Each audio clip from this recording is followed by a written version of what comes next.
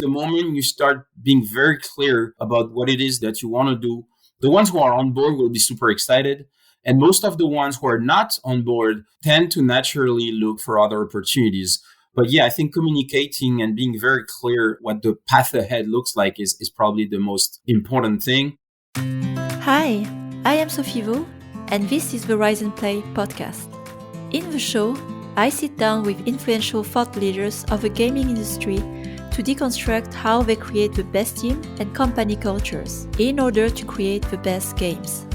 Every episode brings actionable insight to improve your leadership, self-awareness, and emotional management skills. Because becoming a better leader starts with becoming a better human. So, are you ready to unlock your full potential in life and business? Let's begin. I'm very excited to tell you more about today's sponsor, Source10. I've been a big fan of Source10 Mission since I met the founders in the early days. As a product manager, I believe in deeper player research at a human and psychological level, understanding the why of the players instead of relying solely on behavioral data. The player intelligence products offer the insights you need to create novel experiences in your segment, whether you're developing a new title or improving a live experience for millions of players. Source10 AI-driven psychological insights provide a depth of player understanding that is impossible to achieve with surface-level metrics. Create more accurate product assumptions, accelerate development cycles, and improve marketing performance when you understand your players at a fundamental human level. Visit go.source10.io that you can find in the show notes and mention Rise and Play for a demo and receive 30% off your first Source10 engagement crafted to your studio's needs. Learn why EA, Supercell, Wooga, and more use Source10 to create the best human-centric gaming experiences possible. Hi everyone, welcome to a new episode of Rise and Play, and today I have with me Nicolas Godement. I'll let Nicolas introduce himself as well. We will get into talking about the journey of Nicolas in gaming, and especially quite fascinating for me, the journey of a very known French company, Asmodee, very known for board games. And when they get into digital and trying to enter mobile games like many other companies, how did it go? And how was it also for Nicolas, who was managing this transformation? But yeah, hey, Nicolas, welcome to the podcast. Hi, Sophie, and hi, everyone. Sophie, thank you so much for inviting me on the podcast. I'm a good listener. I haven't listened to all the episodes because you produce so many, and I think it's a fantastic resource, but I really appreciate it. And yeah, again, glad to be here today. Before we start, could you walk us through a bit of what's your position today for the context for our listeners, and also your history quickly into gaming, because you've worked also for quite interesting companies at different phases, and you build your own as well. Sure. So right now I'm the managing director of Twin Sales. We are a publisher of premium games on Steam and consoles mostly. Before that, I've basically gone back and forth between premium and mobile throughout my career. I started over 15 years ago in AAA at a Chinese company called Virtuos. After that, I moved back to France in 2010. I started 3 mobile studios in a row. So it was the beginning of free-to-play. One of the highlights was being the general manager of Gumi for Europe. Gumi is a Japanese mobile free-to-play company.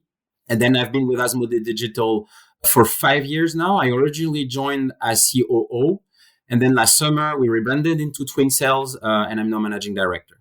Could you take us back to the time when you joined Asmodee? What was your mission? So you joined, if I'm correct, as the COO. Yeah. And you built previously several companies, and I would assume that they didn't continue, or you didn't continue with them. Right.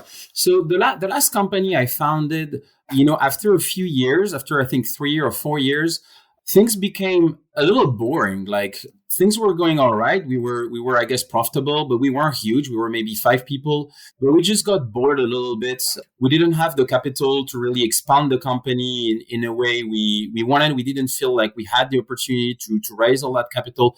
So basically at some point, my business partner and I, we shook hands. We stayed friends. We're still very good friends to this day, but we decided to stop the company. So that was at the end of, I think, 2017. The other thing is we also felt a little burnt out by mobile free-to-play. We'd been doing that for a while. And he went into hyper-casual, so a different type of game. And I personally felt like I wanted to get back to premium games where I have nothing against free to play. It's just that the design of those games is informed by the business model, and I had a bit of fatigue at some point. And maybe I'll get back to it one day. I'm not ruling it out at all. It just felt the right thing to do for me at the time, and it just so happened that I got headhunted for a couple of positions, including the one that I eventually got. So Asmodee at the time was already a pretty big board games company, was already one of the biggest in the world. They had gone through 2 LBOs, I think, and were about to start another one. And they had started a business in video games, Asmodee Digital, whose mission it was to take board games and give them a digital existence. And so that's where they were. They had started that initiative a few years before, I think 2 or 3 years before I got there. And so when you joined, what was the state of the business? How many people were they? Did they already start to try to go digital, or were you really at the very beginning of it? And what was basically asked of you when you were hired? Like, what was the focus? It was really a turnover situation. They had started a few years before that as Asmodee Digital. They had ported a few dozen board games on mobile platforms, mostly premium, mostly following a premium business model with a few exceptions. That had met varied amounts of success. A couple of games were doing okay. Many, unfortunately, didn't quite meet the company's criteria for success. So there were a lot of areas that they could explore as a video games company. They could have gone the path of free to play. They could have gone and acquired a bunch of other companies. They could have tried different types of games or different ways of adapting a board game. So there was a lot of things that were up in the air, but also the company was growing. At the time, it was, I think, 50 people, if I'm not mistaken. And the CEO of the company, Pierre Hortolon, felt he needed a sidekick, basically, to help run the company and turn over the company towards a more profitable business model.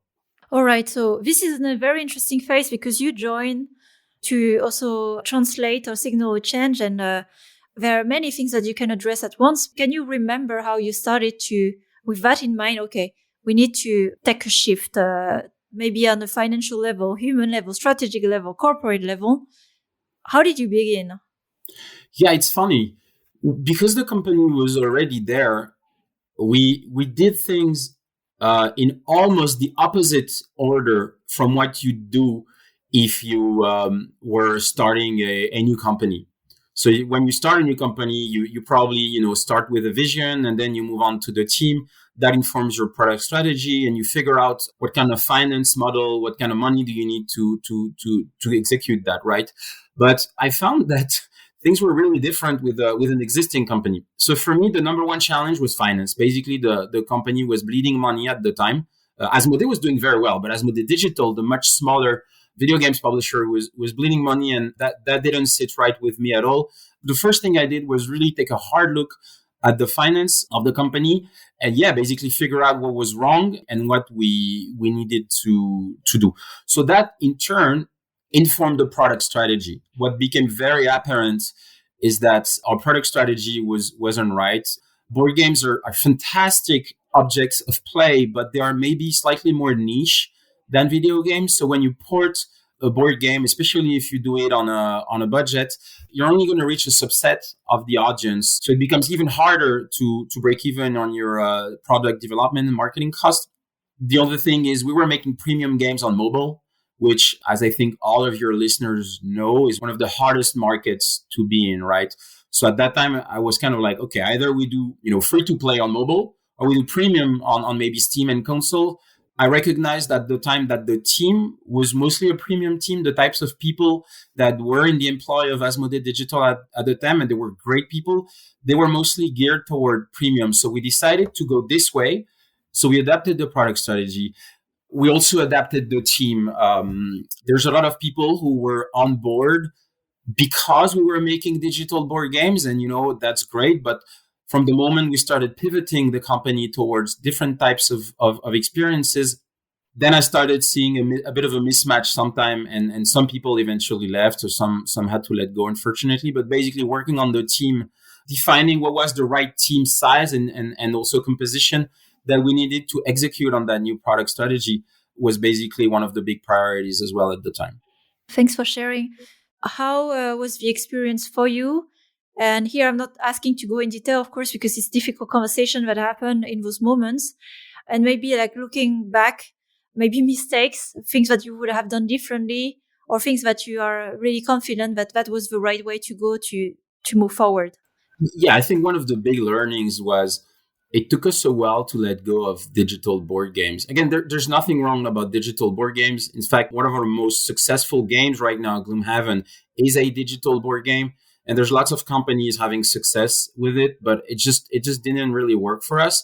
We quickly recognized that the way we were making them didn't work. So we tried a different way of making digital board games. And then again, a different way, so maybe we would add more production value, or we would change platforms, or we would start porting them onto console to see what happened. Didn't work. So I think part of the reason why it took us a few years is that we weren't ready to make a clean cut. And I think, looking back, if I could have made that clear cut switch sooner, I think it would have been better. We actually wanted to make it a little sooner. But like I said, all that inertia and that company culture and the fact that we were Asmodee, a board games company, it took us a while until we realized that we had to do it. And what are the advice you can give to other executives who are managing a transformation of a company, basically strategy pivot through this journey, and how to approach the conversation with people who are in the teams, right? Trying to, accompany this change. They are not sure maybe they can do this, if they have the skills. What could you advise? So for us, what it meant was acknowledging that there were things that we were good at, that we could do, and we probably shouldn't change those. And there were things that either we couldn't do or maybe just didn't work, and those we would change. Because we were commissioning projects on a work for hire basis, we learned to work very closely with developers. So that's one thing that we kept is, although we've stopped commissioning projects nowadays, when we work with a developer who's pitching us a concept or whatever, we are going to work very closely throughout production, including design and everything, not just marketing. So that's one thing that we kept. We learned how to publish premium games, on mobile, but also Steam, console. We learned about release management, trailers, and so on and so on. So we also kept that. We could have decided to, become a developer, but we felt like we had lots of learnings as a publisher. So we decided to put the focus on that. The part that we changed is what I said earlier, the product mix and the type of games that we were effectively making. So I think, when you pivot, recognize your strength and build on those and change the rest, but then maybe make a sharper turn than you think you need. All of that together, I think, would be my advice. And then when you have committed to the path of change, but not everybody is really committed to the journey. And again, what are the things you can advise to create this conversation, to have more clarity? Okay, who's committed to this new path and we are going all in? And the ones maybe, like you said, either that separated or to let go. Yeah, no, that's that. We went from 80 people to 30 people in a few years, and we're more successful now with 30, being mindful of everyone's work-life balance, of course. I think the first thing is being very clear about what is the new vision, what is the new strategy. We tried a few things that were sort of in between, but I think the moment you start being very clear about what it is that you want to do, a lot of people will recognize that. The ones who are on board will be super excited. And most of the ones who are not on board tend to naturally look for other opportunities. And at some point we had to say, look, our internal development team is set up in a way that they can make digital board games, but that's not what we're making anymore.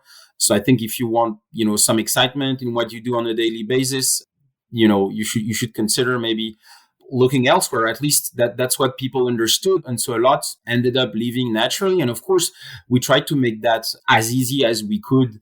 But I think communicating and being very clear what the path ahead looks like is probably the most important thing.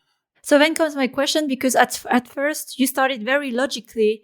Let's build on top of our strengths as a company, right? Which is IPs we own as Asmodee as a group. So there are many publishers out there, and when you want to think of how do I become the best in my segment, what was it for you that you, with the confidence, is like we could offer something of value in the space, although you haven't started from there, right? Being a publisher for premium games. Although, yes, board games IPs are a big strength of Asmodee. I mean, by definition, Asmodee is an IP company. Building the company, developing the company, Asmodee Digital, and which is now called Twin Cells again, we developed, a few new strengths that weren't present elsewhere, just because the company was focused on board games and not video games, right? So those strengths were our ability to work very closely with developers, to provide advice on design, on UX, a lot of market research as well, because when you do a port, an adaptation of a digital board game, you really want to look at the market for competing titles. How did that IP do from the board game side? And it's basically just something that we learned to do. So a lot of market analysis, and generally speaking, our knowledge of games publishing. So all those things we felt were strength. They were maybe not fully unique, or maybe each of them was maybe not unique, but the set of it together actually created something pretty unique, regardless of whether we're doing digital board games or something else. So at some point we decided, hey, why not apply that to games that we felt had broader potential to have better reviews, to reach a higher number of players. And so maybe going a bit further in the latest stage also of transformation of a company, which I find interesting. So you've been, during your tenure as well, acquired by Embracer. So I just wanted to ask you a question about it. How was that journey for you, or did it change anything at all for the company? And more as well, the second part of the question is like, how did your transition happen in becoming the managing director today of a company? And how did those conversations go? Okay, yeah, sure. I'll address the second part first. When I got hired 5 years ago, it was pretty clear from day one with my manager that he was hoping I could take over at some point. I immediately managed the rest of the team. So from day one, I was in a position that, although it wasn't just me, it was me and the CEO, but it wasn't too dissimilar to that of a general manager, I guess, or something like that. And yeah, I mean, by the time we effectively did the handover, we had transitioned the company, we had pivoted the company. My team and myself obviously had a strong hand in that. I was fortunate enough to kind of handpick the team that I wanted to work with. So it was actually quite smooth. And then, yeah, the Embracer acquisition came about a little over a year ago now. I mean, for us, it's been fantastic. As a video games company, being part of a board games company, suddenly having a lot of, I guess, video games cousins, if you will, in the same broader ecosystem, is fantastic. What people say about how Embracer, doesn't break the companies that they acquire, but they really let them run themselves and just provide opportunities in whatever form. I personally, I found that to be absolutely true. So for us, it just means that we can work with some of the Embracer studios. We can work on discount. We get access to knowledge, but nothing is forced on us. It also created an opportunity for the CEO who hired me to do something else within the Asmodee group in relationship with Embracer as well. And that kind of naturally created a spot for me to become the managing director. At the same time, we were fully pivoting. We had already pivoted, but we were about to rebrand from Asmodee Digital into Twin Cells Interactive. So the timing was basically just perfect. We could announce everything at once and it would be like a new era. And I have to say, ever since we did all of that together, right? The pivot, the new strategy, the new branding, yes, maybe new management, but mostly the rest. In fact, everything is so much better. Like everything is so clear. Like the team that I work with, we know exactly what path we are on. Everyone is super aligned. We've done a lot of work on our corporate culture, what are our guiding principles.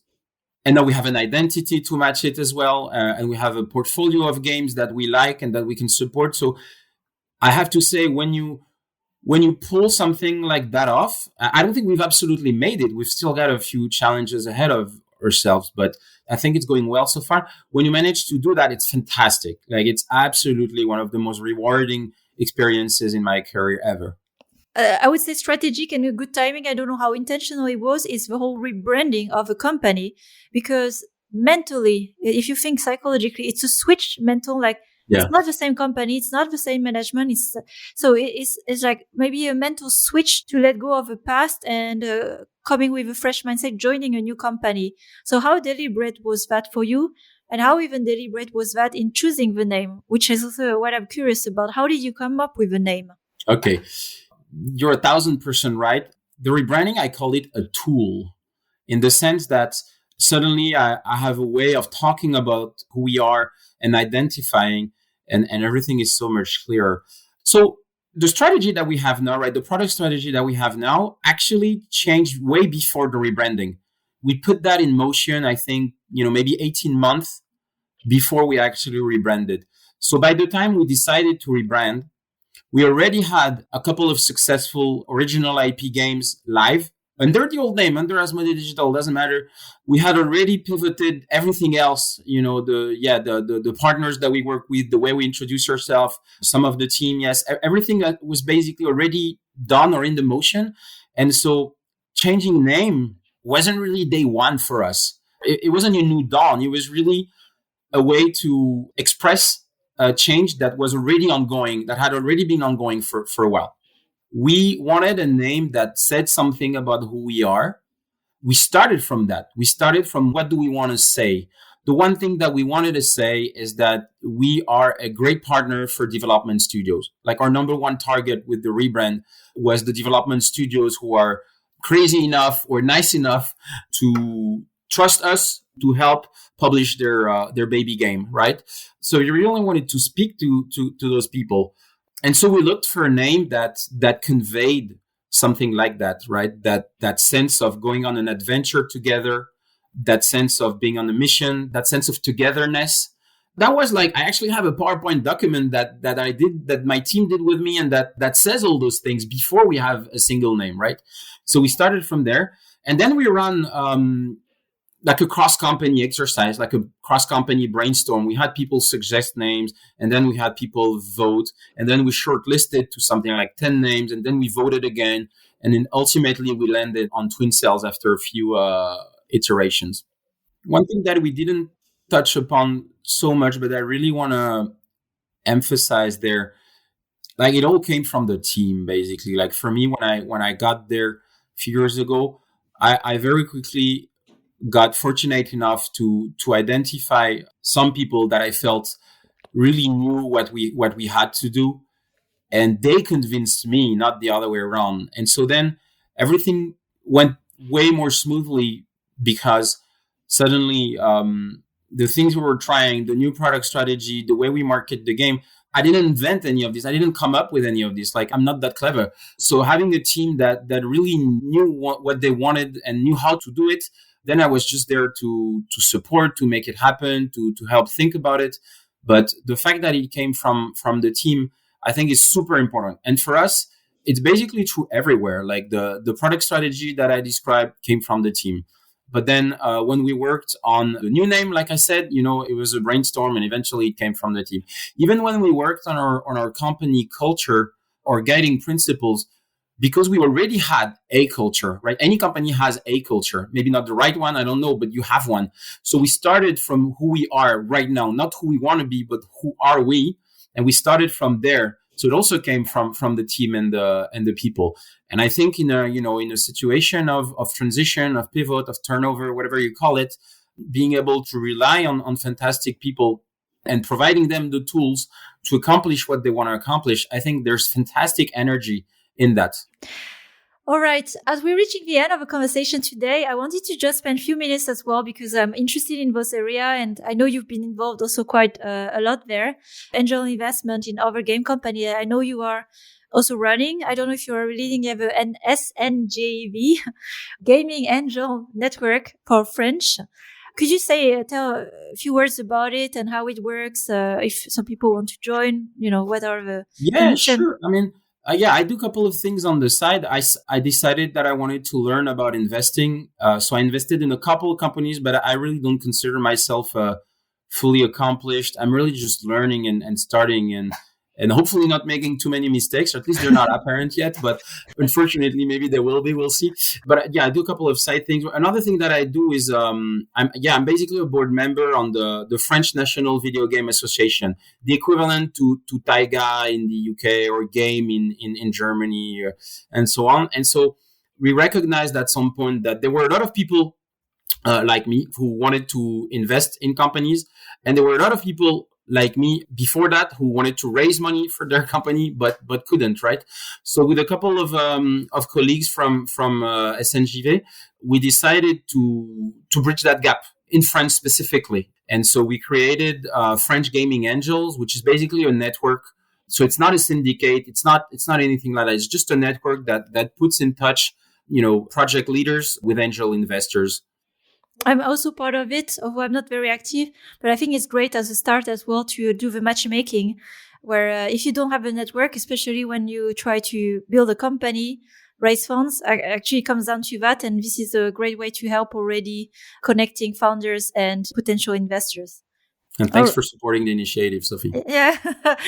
And I'm sure there will be much more as well in the future with some of our initiatives. But yeah, it's great as well. You're doing this for a French community.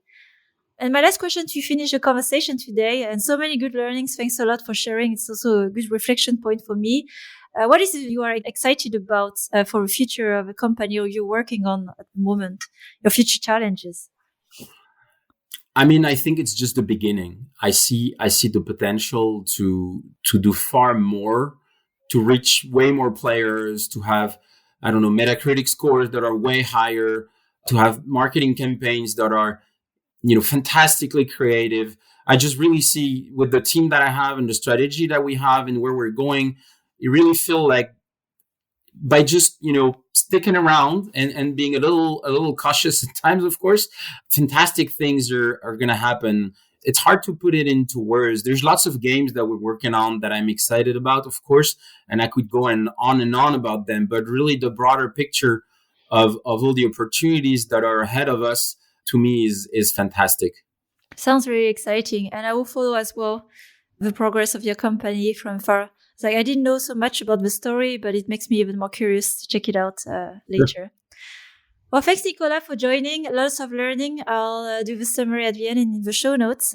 But yeah, here to finalize the conversation. If you're in the transition of your company, all the things we talked about are very relevant and actionable. So I hope for our audience it was very helpful, and you can reach out to Nicolas after the talk. Of course. Well, have a great end of day and take care. Thank you. Likewise. Thank you, Sophie. Thanks, everyone, for listening. Thanks for listening to this latest episode of the Rise and Play podcast. I am trying to grow a community of conscious leaders across the industry and beyond. So if you want to join this movement, please share the podcast with other conscious leaders, because we have so much more we can learn from each other. Also, please don't forget to follow the show so you don't miss out on future content. Every episode is packed with actionable insights that will help you improve your leadership skills now. And if you are interested in learning more on the topics that we discussed today, you can find more insights on riseandplay.io, and there you will also find my free masterclass on conscious leadership. So have a great week, and until the next time,